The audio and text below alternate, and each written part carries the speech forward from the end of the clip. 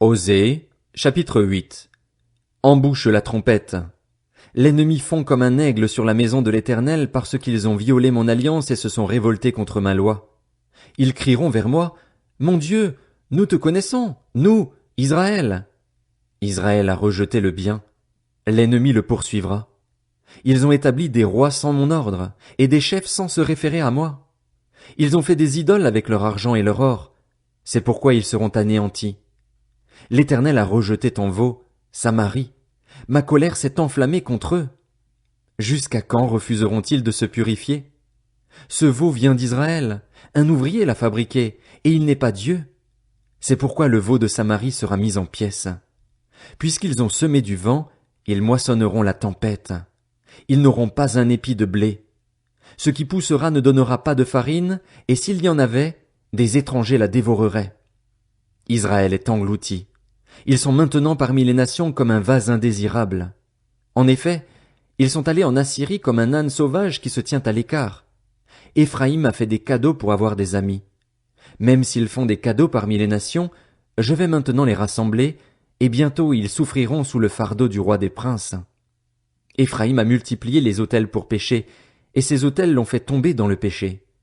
Si j'écris pour lui tous les articles de ma loi, ils sont regardés comme quelque chose d'étranger.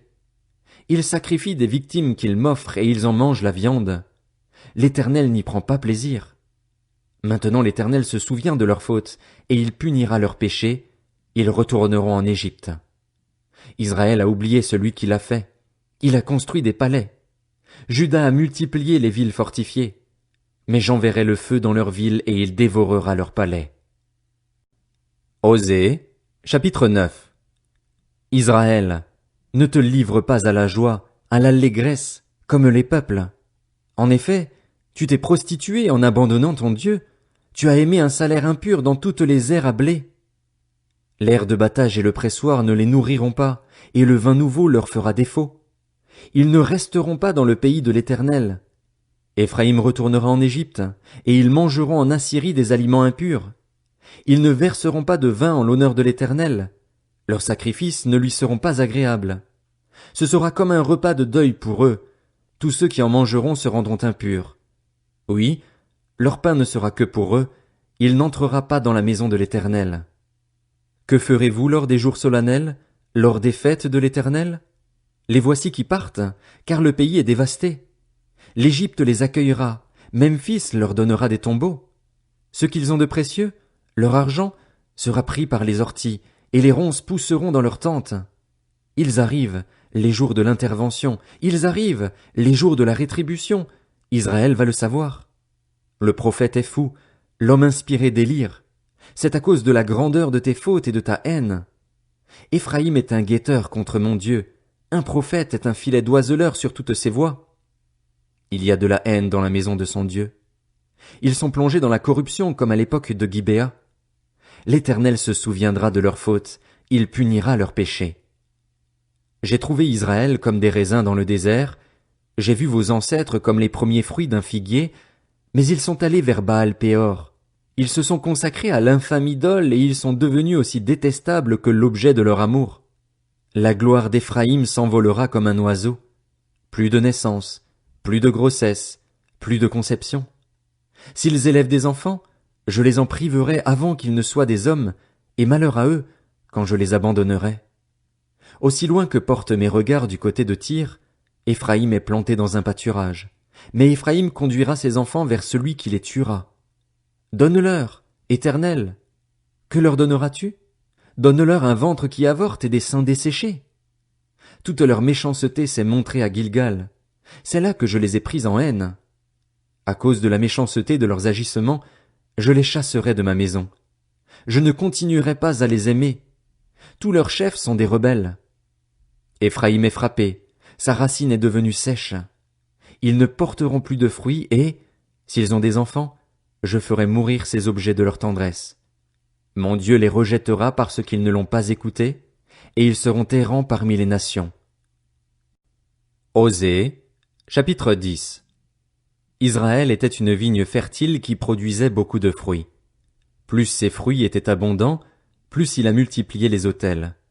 Plus son pays était prospère, plus il a embelli les statues. Leur cœur est partagé. Ils vont maintenant en supporter les conséquences. L'Éternel démolira leurs autels, détruira leurs statues. Bientôt ils diront, nous n'avons pas de roi, car nous n'avons pas craint l'Éternel, et le roi, que pourrait-il faire pour nous?